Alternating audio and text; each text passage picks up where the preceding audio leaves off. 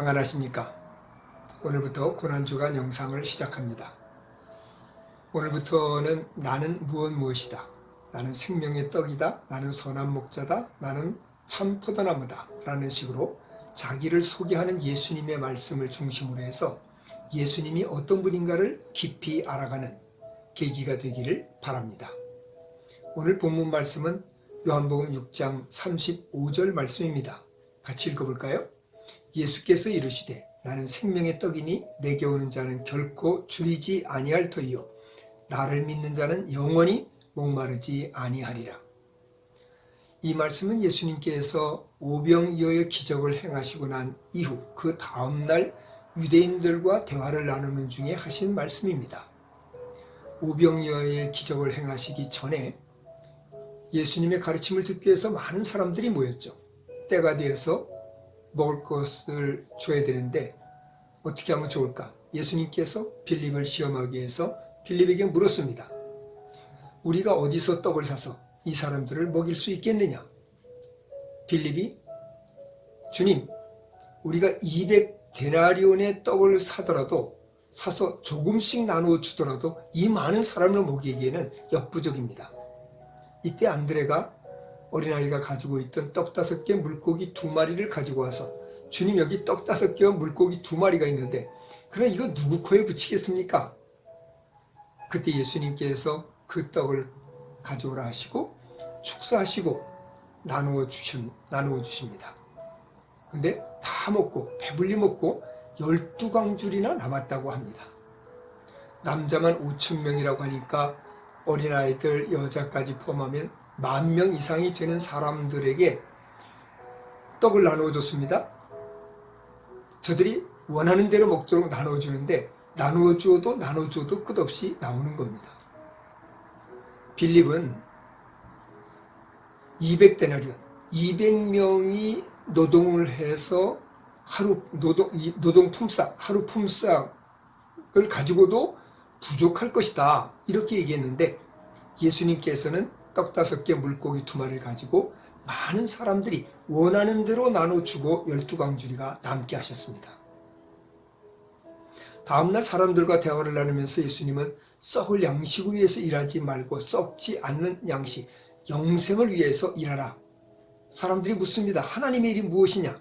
예수님은 하나님의 보내신 이 곧 나를 믿는 자, 믿는 일이 곧 하나님의 일이다 라고 말씀하시니까 그러면 당신을 믿을 만한 표적을 좀 보여달라. 예수님 어제 먹은 떡을 기억하면서 하나님께서 조상들에게 40년 동안 만나를 주셔서 우리를 먹게 하셨는데 당신도 우리에게 그런 믿을 만한 표적을 보여달라고 요청합니다.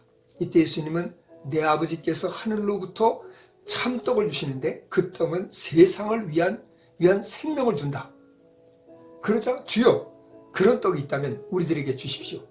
예수께서 말씀하십니다. 내가 생명의 떡이다. 내게 오는 자는 결코 줄이지 아니할 터이요 나를 믿는 자는 영원히 목마르지 아니하리다 라고 말씀하신 거죠. 예수님이 자신이 하늘로서 내려온 떡이다. 생명의 떡이다.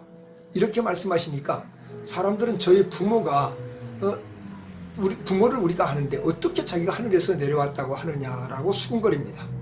예수님은 광야에서 만나를 먹은 사람 다 죽었지만 그러나 하늘에서 내려온 떡, 곧 나를 먹는 사람은 영원히 죽지 않는다 라고 하십니다.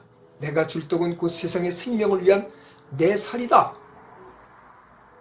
사람들은 더 혼란에 빠졌습니다. 아니 이 사람이 자기 살을 우리에게 주어서 먹게 한다니 이게 도대체 무슨 말이냐는 거죠. 예수님께서 내가 진실로 너에게 이르노니 인자의 살을 먹지 아니하고 인자의 피를 마시지 않으면 너희 속에 생명이 없다 라고 말씀하셨습니다. 이는 예수님께서 십자가에 달리실 자신의 모습을 말씀하시고 인자의 살과 인자의 피를 먹는 자가 생명이 있다 하심으로써 성찬 예식의 필요성과 중요성을 미리 말씀해 주셨습니다. 왜 자신을 떡에 비유하셨을까요? 떡은 볼이나 밀을 잘게 부순 후에 만드는 것입니다. 예수님은 자신을 부수어 모든 사람의 배고픔과 갈증을 해결하시려 한 것입니다. 떡은 보라고 있는 것이 아니라 먹으라고 있는 것입니다. 이처럼 예수님을 먹어야 한다는 것을 강조하신 것은 예수님이 우리의 살과 피가 되시기 원하셨기 때문입니다. 우리의 생각, 우리의 마음, 우리 행동, 우리 가치관, 우리 세계관, 이 모든 것이 예수님을 닮기 원하셨기 때문입니다. 원수까지도 사랑하셨던 예수님의 삶이 우리의 삶의 방식이 되기를 원하셨기 때문입니다. 그래서 우리들은 이런 찬송을 부르면 좋을 것입니다. 예수 닮기 원합니다. 진심으로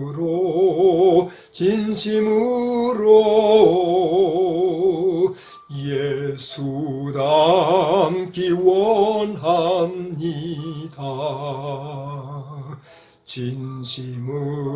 진심으로. 사람의 생각에는 한계가 있습니다. 우리는 최선을 다해도 부족하다 하지만 예수님은 배불리 먹고도 남게 하셨습니다. 사람들은 어떻게 제사를 우리에게 주어서 먹게 하느냐? 그러나 예수님은 우리를 위해 십자가에 죽으심으로써 우리를 살리실 것을 말씀하셨습니다. 생명의 떡이 되어서 우리들을 배불리 먹게 하시고 다시 목마르지 않게 하시기를 원하셨습니다. 오늘 성찬을 준비하셨습니까? 가족끼리 혹은 셀끼리 예수님의 살이라 하셨던 떡과 예수님의 피를 상징하는 포도주를 나누면서 주님의 십자가를 깊이 묵상하기 원합니다. 찬송가 229장을 부르면서 우리 주님의 십자가를 묵상하면서 읽고 난 주간을 시작할 수 있기를 부탁드립니다. 나는 생명의 떡이다라는 자기 선언의 영상을 잘 보셨습니까? 이제 성찬 예식을 통해서 떡이신 생명의 떡이신 예수님을 깊이 체험하는 시간이 되기를 바랍니다. 자, 떡과 잔은 준비하셨죠? 유대인들은 예수님께 당신을 믿을 수 있게 표적을 보여달라고 요청을 하면서 우리 조상들은 광야에서 떡을 먹었다고 합니다.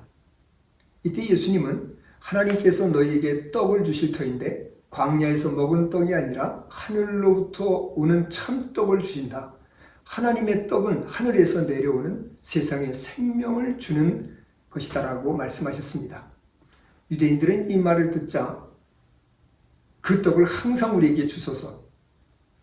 예수님은 내가 곧 생명의 떡이니 내게 오는 자는 결코 줄이지 않을 터요 나를 믿는 자는 영원히 목마르지 아니하리라 라고 말씀하셨습니다.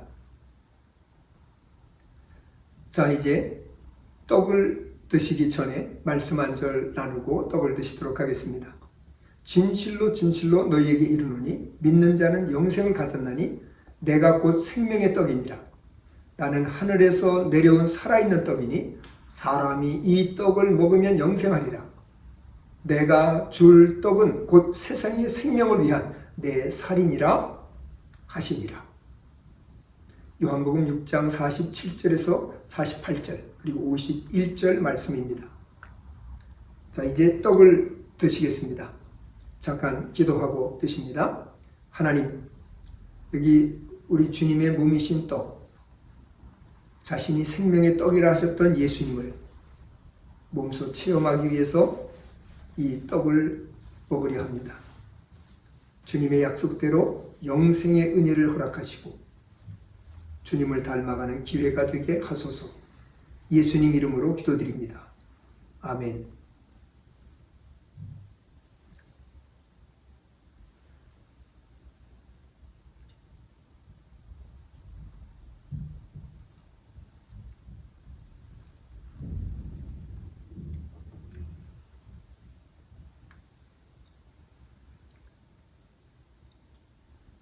예수님의 살을 상징하는 떡을 먹었습니다.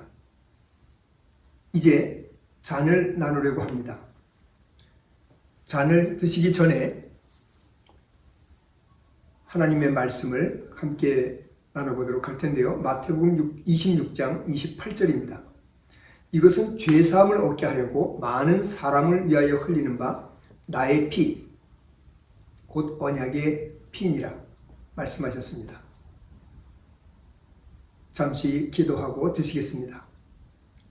예수님의 피를 상징하는 이 잔을 대합니다.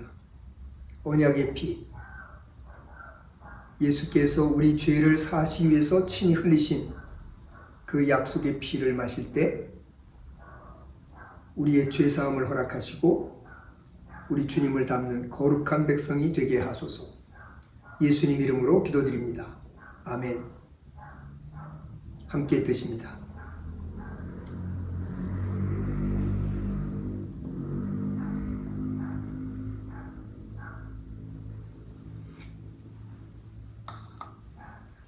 이제 기도하고 마치도록 합니다.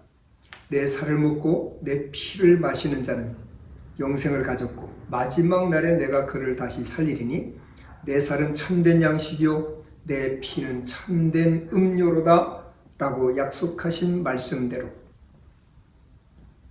예수 그리스도 생명의 떡이신 예수 그리스도를 먹고 마신 모든 성도들이 영생을 얻고 생명으로 살아가는 예수 생명으로 사는 하나님의 백성들이 되게 하여 주시옵소서.